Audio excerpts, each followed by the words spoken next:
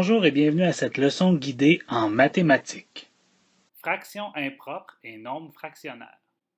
Nous voyons ici une fraction impropre, 5 quarts, et c'est ainsi qu'on la représente par un dessin. Tout d'abord, on doit s'attarder au dénominateur qui est 4. C'est donc dire que chaque entier, chacun de mes dessins, sera divisé en 4 parties. Par la suite, le numérateur, le 5, nous montre quelle partie est sélectionnée. Donc, j'ai colorié en rouge 5 parties. Et pour faire ça, il a fallu que je fasse deux formes qui étaient séparées en 4. Et là, j'ai pu colorer à ce moment-là 5 morceaux. Maintenant, le nombre fractionnaire. Tout comme dans l'exemple précédent, je vais tout d'abord observer le dénominateur qui est 5. Cela m'indique en combien de parties je vais séparer mes entiers. Par la suite, je vais observer autre chose, c'est-à-dire l'entier. Alors, le nombre fractionnaire est représenté par un entier et une fraction. Un nombre et une fraction. Nombre fractionnaire. L'entier ici est un 2. On peut le voir, il est écrit en gros devant la fraction. Ça veut donc dire que j'aurai deux rectangles séparés en 5 parties qui seront coloriés au complet.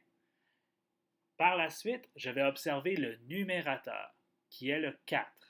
Cela signifie que j'aurai besoin également de 4 parties coloriées sur 5 dans un autre rectangle qui était divisé en 5. J'ai donc 3 rectangles divisés en 5 et j'en ai colorié 2 au complet, comme l'indiquait l'entier. Puis sur le dernier rectangle, j'ai colorié 4 parties sur 5, comme l'indiquait la fraction. Et maintenant, sur une droite numérique. Alors, lorsque tu as une droite numérique, la première chose que tu dois observer, c'est le nombre de divisions, le nombre de petites parties qu'il y a entre deux entiers. Donc, par exemple, entre le 1 et le 2, j'ai 10 petits espaces. Ça veut donc dire que c'est divisé en dixièmes. On peut donc maintenant utiliser nos connaissances sur les fractions et trouver les fractions correspondant à chacune des lettres qui sont là. Je ne vais pas les faire en ordre alphabétique, mais je vais plutôt les faire en ordre d'apparition. Donc, je vais commencer avec la lettre C. La lettre C est située au troisième intervalle entre 1 et 2. Alors, je vais donc écrire le nombre fractionnaire 1 et 3 dixièmes. Si je prends la lettre B, elle est située au huitième intervalle entre l'entier 2 et 3. J'écrirai donc le nombre fractionnaire 2 et 8 dixièmes, ou bien sous sa forme réduite 2 et 4 cinquièmes.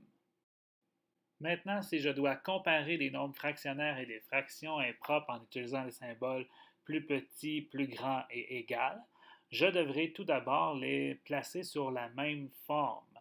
Donc, à ce moment-là, je vais être capable de mieux voir si elles sont égales, plus petits ou plus grands. Dans l'exemple, le premier exemple, on a 10 tiers et on a aussi 3 et 1 tiers. Je pourrais faire un dessin pour les représenter et à ce moment-là, je découvrirais que j'ai 3 entiers au complet et 1 tiers d'un côté et que de l'autre côté, j'ai aussi 3 entiers et 1 tiers.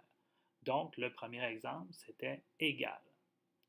Dans le deuxième exemple, 2 et 3 quarts ainsi que 12 quarts.